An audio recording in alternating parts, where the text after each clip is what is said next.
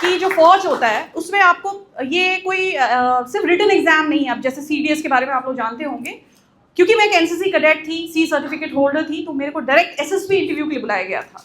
SSB interview 5 दिन का होता है, तो आपका ऊपर से नीचे तक सब नाप दिया जाता है, ठीक है।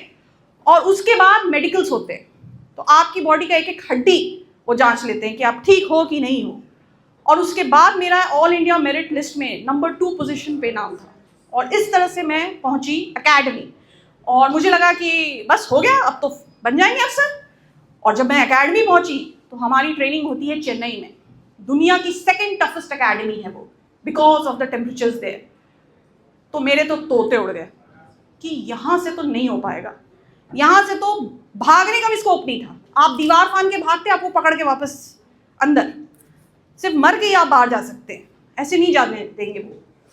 तो वो टफेस्ट एकेडमी में जो ट्रेनिंग मैंने की उसके भी बहुत किस्से हैं, वो मैं आपको कभी और सुनाऊंगी, ठीक है।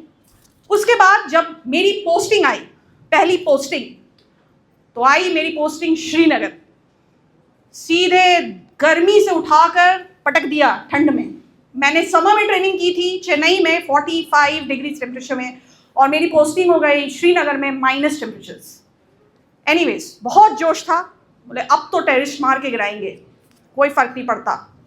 पहुंच गए, और वहां जब पहुंची तो मैं थी एक शॉर्ट सर्विस ऑफिसर।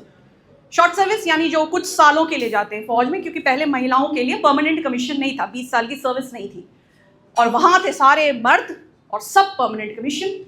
वो मुझे देख के हंसते थे, बोलते थे ये लड़की ये क्या करेगी, ये शॉर्ट सर्विस ऑफिसर है, इसको तो कुछ पता ही नहीं है, इसने जितनी ट्रेनिंग की है उतना तो हमने ऐसे ही खाने में बिता दिया।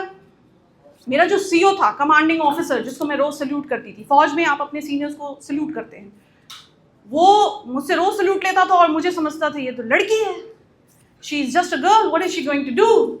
And they all wanted me to fail. And I was determined that I will not fail.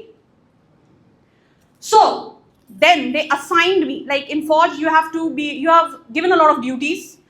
And शायद बहुत सारे लोगों को लगता होगा कि मर्द और औरत में कोई फ़र्क किया जाता है फौज में। ऐसा कुछ भी नहीं है, क्योंकि आपकी ट्रेनिंग बराबर होती है तो आप जो काम करते हैं वो भी बराबर होता है।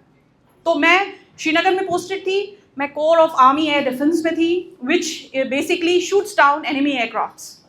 जितने भी आप F-16s और F-35 जो हैं अभी पाकिस्तान के पास, या even for that matter any country, अगर इंडिया पर अटैक करेगा तो हमारा काम है उनको नीचे गिराना with our missile systems and guns.